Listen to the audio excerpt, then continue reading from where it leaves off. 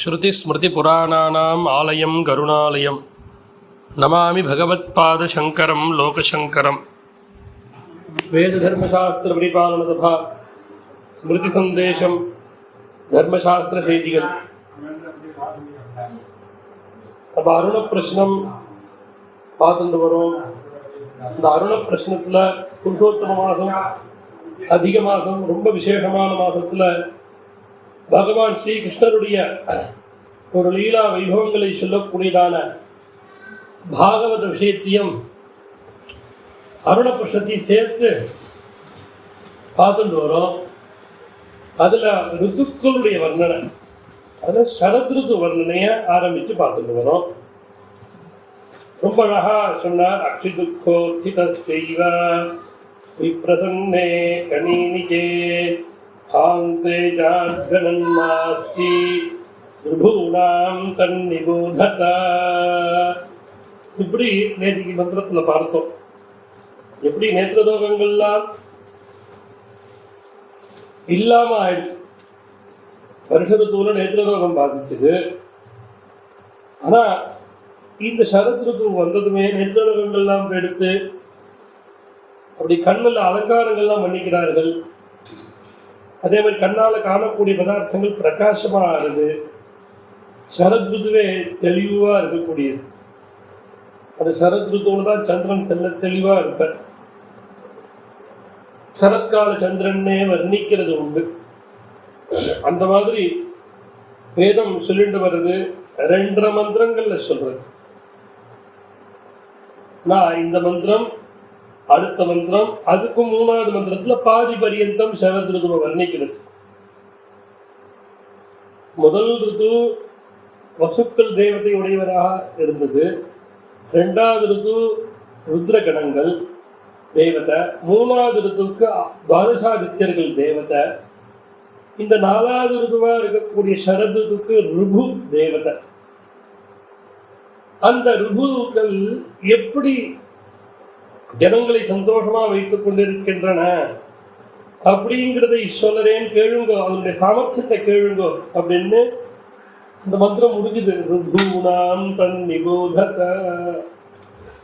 எப்படி வசந்த காலத்துல பசுக்கள் சிவப்பு வஸ்திரமோ, எப்படி கிரீஷ்ம ருத்துவுல ஏகாதச ருத்ரர்கள் வெளுத்த வஸ்திரத்தை கட்டின்றார்களோ, எப்படி வருஷ காலத்துல சித்திரவர்ணத்தில் இருக்கக்கூடிய வஸ்திரங்களை தரித்துட்டு வரான்னு வர்ணிக்கிறதோ, அந்த மாதிரி இந்த சரத்காலத்துல ரிபு தேவதைகள் என்ன வர்ண வஸ்திரத்தை கட்டி கொண்டு வரார்கள் அப்படின்னா இங்க சொல்றது அருண கிருஷ்ணம். கனகாபாணி வாசாகும்சி ஹஹதானி நிபோதத அன்னமஸ்மீத மிருஜ்மீத அஹம் வோ ஜீவனப்ரதஹ. எப்படி வருதுன்னா பல வர்ணங்கள் உடையதான வஸ்திரம் இல்லாத கனகாபாணி, கனகம்னா ஸ்வர்ணம், அந்த ஸ்வர்ண சதுருஷமான வஸ்திரங்களை தரித்துண்டு வருது. அது எப்படி? அகதானி வாசாம்சி, நல்ல புது வஸ்திரம் கட்டிட்டு வருதா. தெரிந்து கொள்ளணும், அதனை பத்தி தெரிந்து கொள்ளணும் ஆசையுடைய ஜனங்களை கேளுங்க. சரத்காலத்துல இந்த மாதிரி வார்த்தைகள் எல்லாம் விழும் ஜனங்களிடத்துல. எப்படி வசந்த காலத்துல அமூனாதகத்தை தென்யான் அமூபிஷ்ட பரிரட்சதா அப்படின்னு ஆரம்பிச்சு உற்சவாதிகள் நடக்கிறதோ, அந்த மாதிரி சரத் ருத்துவில் அன்ன சமிருத்தி கிடைச்சதும் என்ன பண்றா அப்படின்னா, நல்ல ஆகாரம் பண்ண வாங்க. அந்த ஆகாரம் பண்றதுக்கு யோக்கியமா இருக்கக்கூடியதான பக்ஷிய போஜனங்களா அதுல புஷ்டியை அடைஞ்சிடுது அந்த ருத்துவுல. அதனால நல்லா ஆகாரம் பண்ணுங்க. சாப்பிட்றதுக்கு முன்னாடி கையெலம்பிக்க, ரெண்டா கையெலம்புங்க. சாப்பிட்டதுக்கு அப்புறம் கை கால்லாம் அலம்புங்க. சாப்பிட்றதுக்கு முன்னாடி போஜன நியமங்கள்ல சொல்லப்படுறது 5 இடம் ஈரமா இருக்கணும். 2 பாதங்கள், 2 கைகள், முகம், வாய், இது 5ம் நனைத்துண்டு அதுக்கப்புறமா ஆகாரம் பண்ணணும். அதே மாதிரி ஆகாரம் முடிஞ்சதுக்கு அப்புறமும் கை கால் அலம்பி வாயை கொப்பளிக்கணும். இப்படி அந்த ரித்துக்கள்ல ஜனங்கள் மத்தியில இந்த மாதிரி சப்தங்கள் அதிதி பூஜை நடக்கிறது. கையில் அலம்பிக்கவங்க உட்காருங்க, சாப்பிட வாங்கும், இதுதான் உங்க கைகால் அலம்பிக்கிறதுக்கு ஜலம் அப்படின்னு கொடுக்குற இந்த ரித்து மூல்யம். இப்ப எல்லாருமே நம்ம அடிக்கடி கையலம்பிக்கிறோம். அது சொல்றது கை காலெல்லாம் அலம்பிக்கோங்க, சுத்தமா வச்சுக்கோங்க, நான் உங்களுக்கு சுக போஜனத்தை கொடுத்து உங்களுடைய ஜீவனத்துக்கு நான் சகாயம் பண்றேன் அப்படின்னு இந்த சரத் ருத்துவுல சொல்லுறது. தேஷாம் ருபூனாம் தேவானாம் வாசாம்சி வஸ்திராணி கனகாபானி சுவர்ண சதிருஷானி அஹதானி நூதனத்வாத் நக்வாபி தேஷு சித்ரம் திருஷ்யதே. ஹே புபுத்சவः ஏவம் நிபோதத கிஞ்ச शरत्काले वाचः एतादृश्यः प्रवर्तन्ते. हे जनाः अन्नमश्नीत अस्मिन् ऋतौ शरीरपुष्टिहेतुत्वात् भक्ष्यं भोज्यं च पुष्कलं भक्षयत, ततः मृज्मीत लेपान् शोधयत. अहं शरदाख्यः ऋतुः वः युष्माकं जीवनप्रदः சுக போஜனேன யுக்தம் ஜீவனம் பிரயச்சாமி இப்படின்னு சொல்ற ரெண்டாவது மந்திரம் சொல்லி அடுத்தது பாதி மந்திரம் மூணாவதுல ஏதா வாச பிரயுஜ்யந்தே சரத்யத்ரோபதிருஷ்யதே. இப்படி எத்ர யதா சரதாக்கிய ருதுஹு உபதிருஷ்யதே ததானீம் அன்னமஸ்னீதே ஏதா வாசः பிராணிபிः பிரயுஜ்யந்தே. அனேன லக்ஷணேன சரதாக்கியம் ருத்தும் ஜானியாத் இத்யர்த்தः. அதான் சொல்ற இந்த மாதிரி வார்த்தை எப்ப வருதோ சரத் ருத்து அப்படிங்கறத தெரிஞ்சுக்கோ அப்படின்னு. அந்த மாதிரி சரத் ருத்துவுல ஆக்ரயணம் அப்படிங்கிறது பண்றது. புதுசாக அன்னசமிருத்தி அறுவடை நடக்கிறது. காரரிசி அப்பதான் வரும். வருஷத்துல அறுவடை முதல் அறுவடை அதுதான். அதுக்கப்புறமா தான் ரெண்டாவது அறுவடை தை மாசத்துல. அந்த முதல் அறுவடை அது காரரிசின்னு பேரு, கார்நெல் வரும். அந்த கார்நெல் வந்ததுமே என்ன பண்றது, எடுத்த உடனே நம்ம சாப்பிடக்கூடாது. அது முதல்ல நம்ம உபாசிக்க கூடியதான அக்னிக்கு அதை சமர்ப்பணம் பண்ணிட்டு நம்ம எடுத்துக்கணும். ஆதானம் எடுத்து அக்னிஹோத்திரம் பண்ணக்கூடியவர்கள் ஆக்ரயணம் சொல்லக்கூடியதான ஒரு இஷ்டிய பண்ணி புது அரிசியினால அக்னியை திருப்திப்படுத்திட்டு அதுக்கப்புறமா அந்த புது அரிசியை நம்ம சாப்பிடணும். நவான்ன பிராசனம் பண்ணிட்டோமையானால் அது தோஷம் உண்டு. ஆக்ரயணம் பண்ணாத நவான்ன பிராசனம் பண்ணிட்டோமையானால்.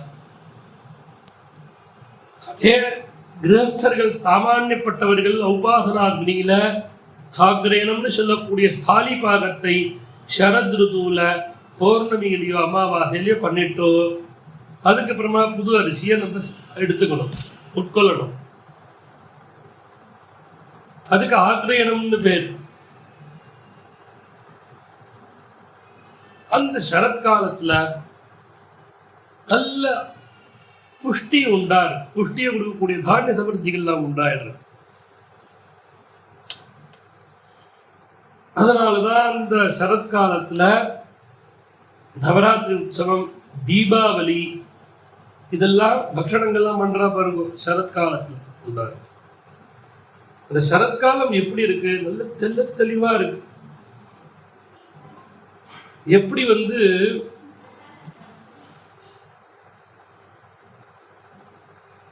மகான்கள் முனிவர்கள்லாம்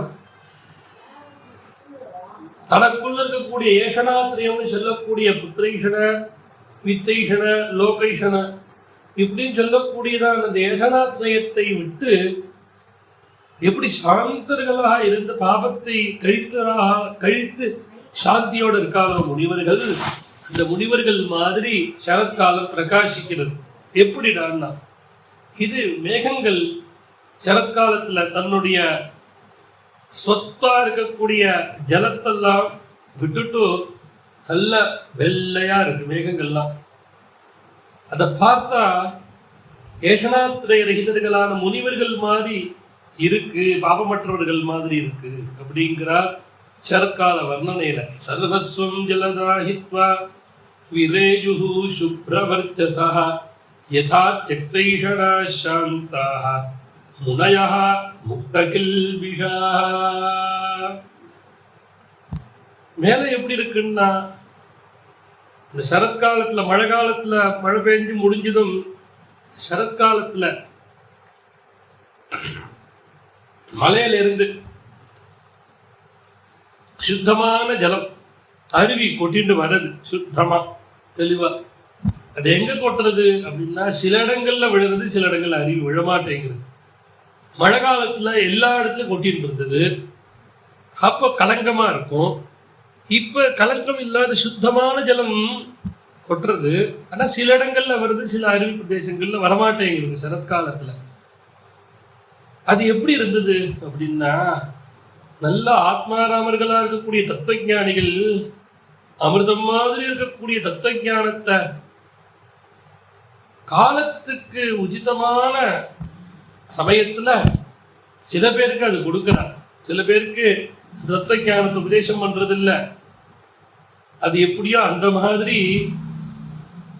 மலையில சில இடங்கள்ல அருவி கொட்டுறது, சில இடங்கள்ல அருவி கொட்ட மாட்டேங்கிறது. சரத்காலத்துல கிரயோ முமுஜஸ்தோயம் குச்சுன்ன முமுஜு சிவம் யதா ஞானாமிருதம் காலே ஞானினோ தததே நவா.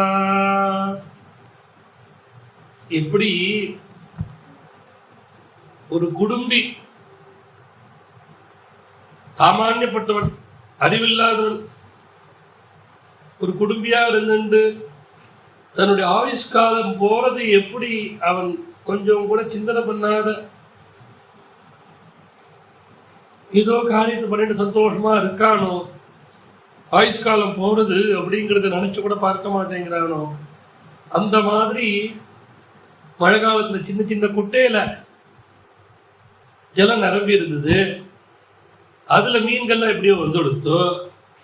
இப்ப மழை நின்று போனதும் சரத்காலத்துல சூரியன் பிரகாசிக்க ஆரம்பிச்சதும் மெதுவா அந்த குட்டைகள் எல்லாம், சின்ன சின்ன குட்டைகள் எல்லாம் ஜலம் குறைஞ்சுட்டு வருது. அப்படி குறைஞ்சுட்டு வரும்போது அந்த மீனும் மீதி ஜலஜந்துக்களோ இந்த குடும்பி மாதிரி ஜலம் குறையிறத, குடும்பி ஆயுஷ்காலம் தழுவுறதா கவனிக்காதவன் மாதிரி ஜலம் குறையறதாவா தெரிந்து கொள்ளாத போறார்கள் அப்படிங்கிறது. நைவாவிதம் க்ஷீயமானம் ஜலங்காத ஜலேஜராக யதாயுரன்வஹம் க்ஷய்யம் நராமூடாः குடும்பினः. எப்படி நல்ல குடும்பியாகவும், ஆனா தரித்திரன், வாழ்க்கையில பணம் காசு கிடையாது, அப்படி இருந்தாலும் இந்திரிய ஜெயமாவது இருக்கோ, இந்திரிய ஜெயமும் இல்லை. அப்பேற்பட்ட ஒரு ஏழை, ஒரு கிருப்பணன் தப்பிக்கிற மாதிரி அந்த கொஞ்சமா ஜலம் இருக்கக்கூடிய குட்டைகள்ல இருக்கக்கூடிய ஜலஜந்துக்கள்லாம் அந்த சூரியனுடைய தாபம், சரத்காலத்தில் வரக்கூடிய சூரியனுடைய தாபத்தை அடைஞ்சு தப்பிக்கிறதாம். காதவாதி ஜராத்தாபம் அவிந்தன்னே சரதர்கஜம் யதா தரித்ர கிருபணஹ குடும்பி அபிஜிதேந்திரியஹ.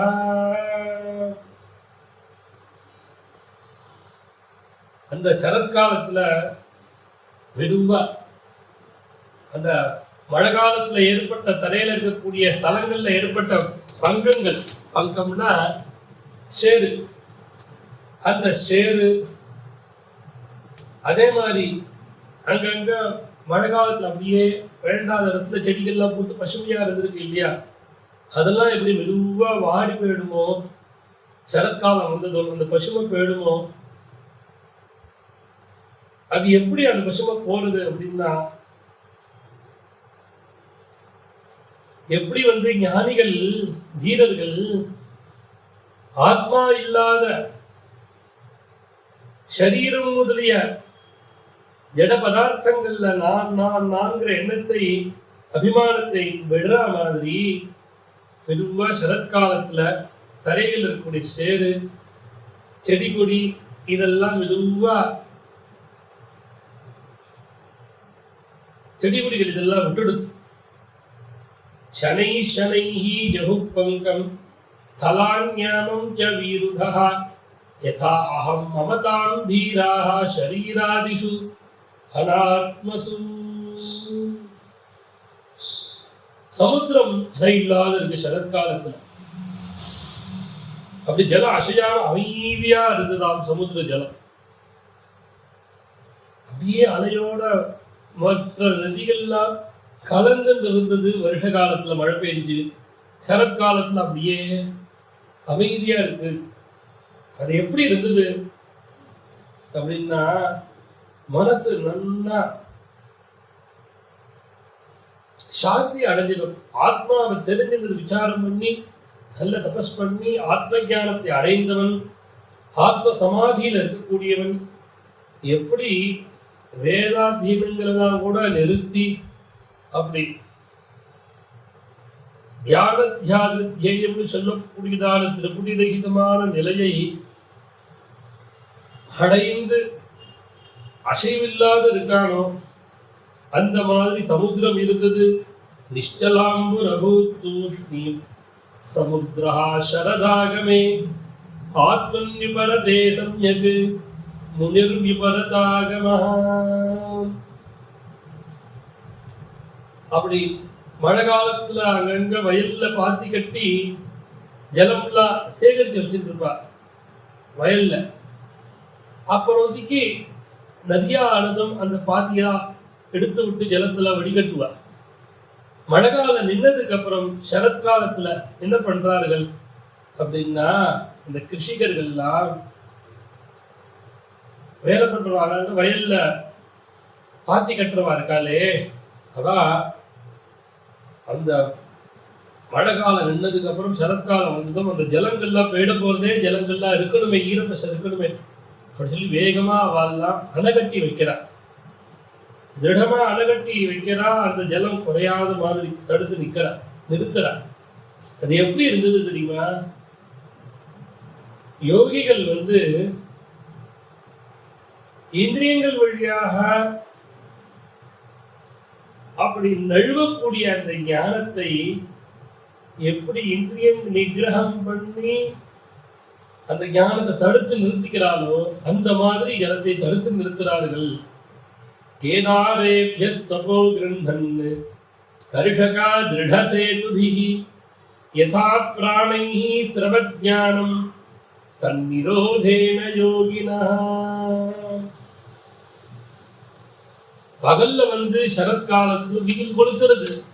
இப்படியே பாருங்க, கொஞ்சம் வெயில் கொளுத்துறது, நல்ல கொளுத்துறது. ஆனா ராத்திரி ஆயிடுச்சுன்னா பகல் முழுக்க தப்பிச்ச பிராணிகளுடைய ஒரு தாபத்தை சந்திரன் குளிர்மையா போகடிச்சிடுறாரு சரத்காலத்துல. அது எப்படி அப்படின்னா, தேகாபிமானத்தினால உண்டான தேகத்துல நான்கிற எண்ணம் இருக்குங்க, தேகம் தான் தான்கிற அபிமானம், அதனால உண்டான தாபத்தை எப்படி நல்ல ஆத்ம ஞானமானது, உண்மையான ஞானம் தாபத்தை போக்கடிக்கிறதோ, அதே மாதிரி பாகவதத்தை சொல்றால் கோபஸ்திரீகளுடைய தாபத்தை எப்படி கிருஷ்ணன் போக்கடிக்கிறாரோ அந்த மாதிரி சரத்காலத்து சூரியனுடைய கிரணங்கள்னால உண்டான பிராணிகளுடைய தாபத்தை சந்திரன் போக்கடித்தார். சரதர்க்காம் சுஜாந்தாபானி பூதானாம் உடுபோ அஹரத் தேகாபிமானஜம் போதா முகுந்தோ பிரஜயோஷிதா. ஆகாசம்ல தெளிவா இருக்கு, நிஷ்டலமா இருக்கு.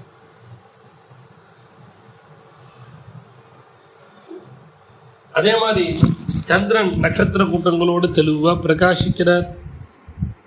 அது எப்படி இருக்குன்னா, நல்ல சத்துவ குணத்தினால சுத்தி அடைந்த அந்த சித்தம் எப்படி சப்த பிரம்மத்தினுடைய ஒரு அர்த்தத்தை பிரகாசப்படுத்துறதோ அந்த மாதிரி சித்தம் சுத்தமா எடுத்துனா உள்ளுக்குள்ள சொருகம் பிரகாசிக்கிற மாதிரி ஆகாசம் தெளிவா இருக்கிறதுனால சந்திரன் நட்சத்திரங்கள்லாம் தெளிவா பிரகாசிக்கிறது சரத்காலத்துல.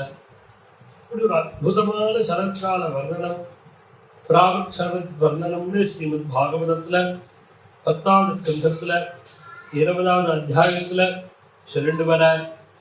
இப்படி நம்ம ஏதோ யதாசக்தி யதாமதி குரு கிருப்பையில பார்த்துட்டு வரோம். இதை தொடர்ந்து நாளைக்கு பார்க்கலாம் இந்த சரத்கால வர்ணனையை. இப்படி சரத்கால வர்ணனம் ஆனதுக்கு அப்புறம் அடுத்தது ஹேமந்த ருத்து வர்ணனம் அருணபிருஷ்ண மந்திரத்தையும் பார்த்து இந்த பாகவதத்திலிருந்து முடித்து பார்க்கலாம்.